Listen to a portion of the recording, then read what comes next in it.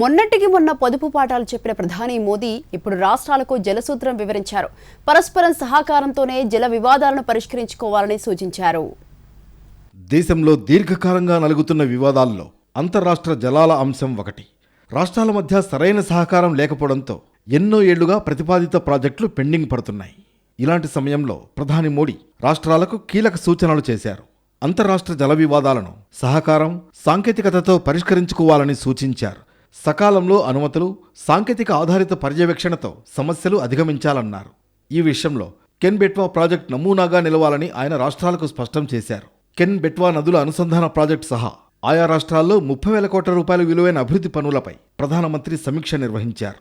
ప్రాజెక్టుల అమలులో జాప్యం ఖర్చుల పెరుగుదలకు దారితీయడమే కాకుండా పౌరులకు అవసరమైన సౌకర్యాలను సకాలంలో అందకుండా చేస్తుందని మోడీ వ్యాఖ్యానించారు.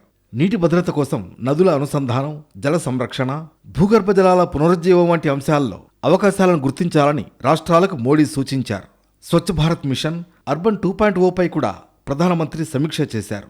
నగరాల్లో రూఫ్ టాప్ సోలార్ ప్యానెళ్ల వినియోగాన్ని వేగవంతం చేయాలని సూచించారు. కాల్వల వెంబడి కాల్వలపై సోలార్ ప్యానెళ్ల ఏర్పాటు మార్గాలను అన్వేషించాలని కోరారు. పెండింగ్లో ఉన్న అంతర్రాష్ట్ర జల వివాదాల పరిష్కారానికి కేంద్ర రాష్ట్ర ప్రభుత్వాలు మరింత చురుగ్గా పనిచేయాలని సూచించారు.